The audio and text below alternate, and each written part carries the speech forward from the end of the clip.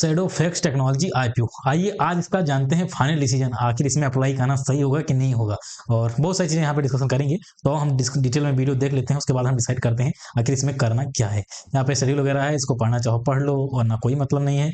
हम सीधा आ जाते हैं यहाँ पे पोर्शन देखते हैं, 10% का पोर्शन था डिटेल का, और हम देख लेते हैं कंपनी करती क्या है।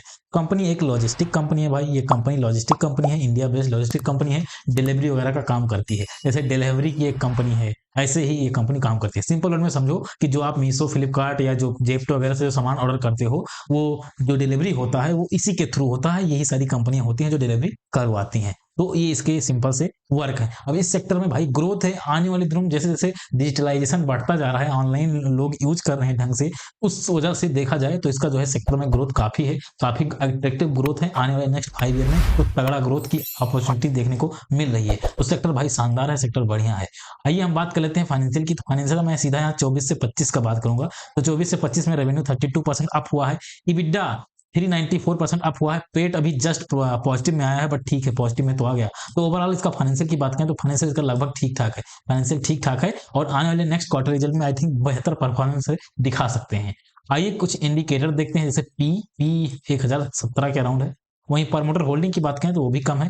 डेट टू इक्विटी 0.2 का है, ठीक है, ठीक ठाक है। रिटर्न ऑन नेटवर्थ भी कम है, EBITDA मार्जिन कम है, मार्केट कैप चलो ठीक ठाक है। तो ये सारी चीजें यहाँ पे देखने को मिल रही हैं। ऑब्जेक्टिव की बात करें तो कंपनी अपने ऊपर खर्चा करेगी। नेटवर्क इंफ्रास्ट्रक्चर के लिए 423 करोड़ यूज होगा, लीज पेमेंट्स के लिए 138 करोड़ यूज होगा, ब्रांडिंग के लिए 88 करोड़ यूज होगा। तो कंपनी अपने ऊपर खर्चा करेगी, इसका पॉजिटिव पॉइंट है भाई, बढ़िया है, बेहतर है। पीयर कंपेरिजन की बात करें तो ब्लू डॉट और डिलीवरी के साथ इसका पीयर में कंपेरिजन होगा। अब मैं यहाँ पे चाहूं तो बैठ के यहाँ पे डिटेल कंपेरिजन करूं, बट यहाँ पे कंपेरिजन करने का भाई कोई मतलब नहीं बनता है। मैं सीधा सीधा पीयर्स रैंकिंग आपको दिखा दे रहा हूं। पहले पे ब्लू डार्ट आ रही है, दूसरे पे डिलीवरी आ रही है, और तीसरे पे ये शैडोफैक्स आ रहा है, तीसरे नंबर पे शैडोफैक्स आ रहा है। तो भाई लास्ट में आ रहा है, तो ये इसका नेगेटिव पॉइंट है। मतलब पीयर्स में अभी तो ये सस्टेन नहीं कर रहा है, आने वाले दिनों में सस्टेन भले कर सकता है, बट अभी तो नहीं ही कर रहा है। आईपीओ प्राइस की बात करें तो आईपीओ के प्राइस फेयर नहीं है भाई। 170 के पी पे आईपीओ लाए हैं, तो भाई पी तो सस्टेनेबल नहीं है, आईपीओ का प्राइस फेयर नहीं है। इंडिया में आजकल बहुत ज्यादा हाई हाई पी पे भाई आईपीओ लाते हैं, और रिटेल प्लेयर के लिए कुछ बचता ही नहीं है। सब जो है इतने महंगे महंगे प्राइस पे आईपीओ लाते हैं, रिटेल प्लेयर को तो कोई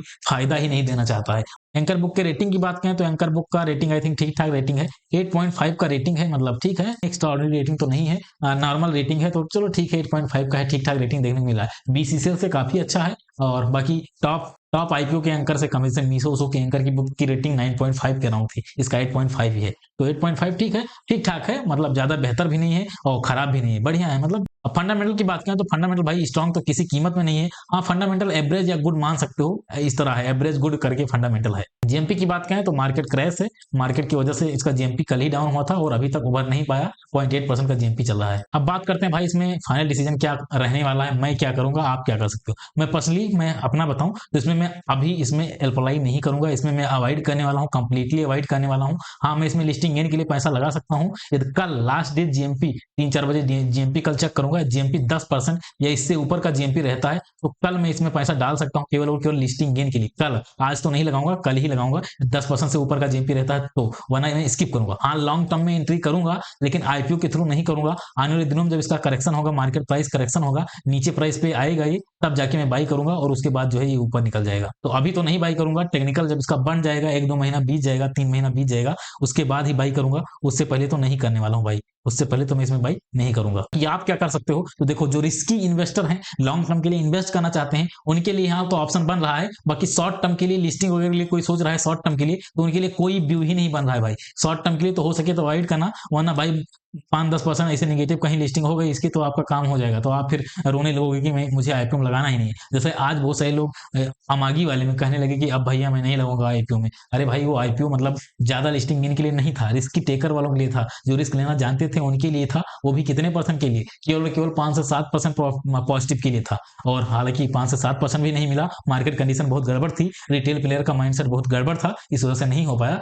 बाकी चलो ठीक है। तो इस आईपीओ में मेरा कंप्लीटली अवॉइड वाला व्यू है, ठीक है। अभी लॉन्ग टर्म के लिए मैं एंट्री नहीं करूंगा, आने वाले दिनों में जब और गिरावट करेगा, इसका शेयर प्राइस करेक्शन करेगा, तब एंट्री करूंगा। और रही बात लिस्टिंग गेन की, तो लिस्टिंग गेन का सिंपल सा कॉन्सेप्ट है, 10% से ऊपर का रहेगा जीएमपी, 10% से ऊपर का जीएमपी कल रहेगा 10% प्लस, तो ही अप्लाई करूंगा, वरना नहीं करूंगा। फिलहाल आज की वीडियो पे समाप्त करते हैं। ऐसे शानदार कंटेंट के लिए चैनल को सब्सक्राइब करिएगा। मिलते हैं अगले वीडियो में, तब तक के लिए जय हिंद, वंदे मातरम।